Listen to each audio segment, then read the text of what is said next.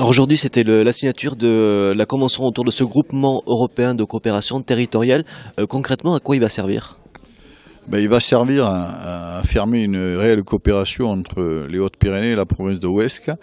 Il va nous permettre d'avoir une structure juridique qui fera que ces deux versants, Hautes-Pyrénées et province de Huesca, pourront parler d'une seule voix et seront un outil juridique et créera un outil juridique qui nous permettra de mobiliser notamment des fonds européens pour des travaux d'échange, de coopération entre nos deux versants dans le domaine touristique, mais dans le domaine économique, dans le domaine agroalimentaire, dans tout ce qui participe aussi à l'économie de ces deux territoires.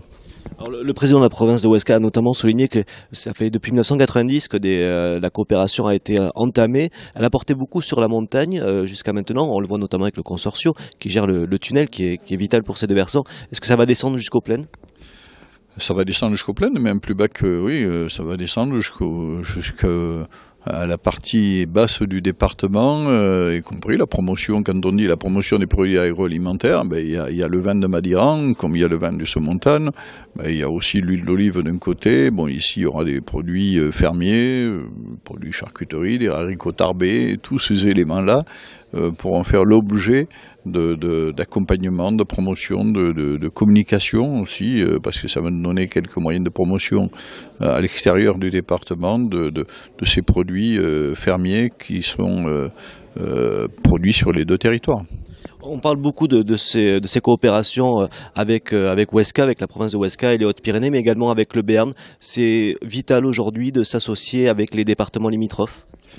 Je pense que c'est vital, c'est le sens même du projet de territoire qui est, dans son diagnostic, a clairement indiqué que notre territoire, le département des Hautes-Pyrénées, ne peut pas vivre sur son espace géographique et qu'il doit s'ouvrir sur les territoires voisins.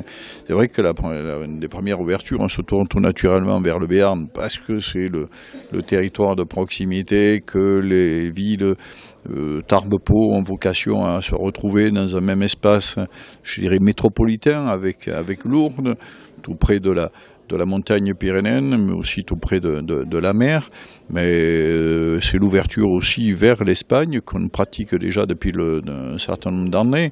Moi, je me souviens d'avoir créé les programmes de coopération transfrontalière en 1990 dans le cadre de la rénovation du patrimoine architectural des églises et chapelles de la vallée du Luron, en même temps que des opérations de restauration de monuments historiques côté espagnol. Donc aujourd'hui, cette ouverture sur les territoires voisins s'impose aussi avec le Gers, notamment dans la promotion des produits agroalimentaires, dans la filière bois. S'impose aussi avec le Comminges. Je préside une station qui a un pied en Haute-Pyrénées, un pied en Haute-Garonne. Bon, c'est tout ça, oui, qui s'impose à nous demain. Le contexte économique dans lequel nous vivons, il nous appartient d'être innovants, je dirais intelligents, entre guillemets, pour à la fois faire des économies d'échelle, mais en même temps continuer aussi à investir et à créer de la richesse, à créer de l'activité, créer de l'emploi.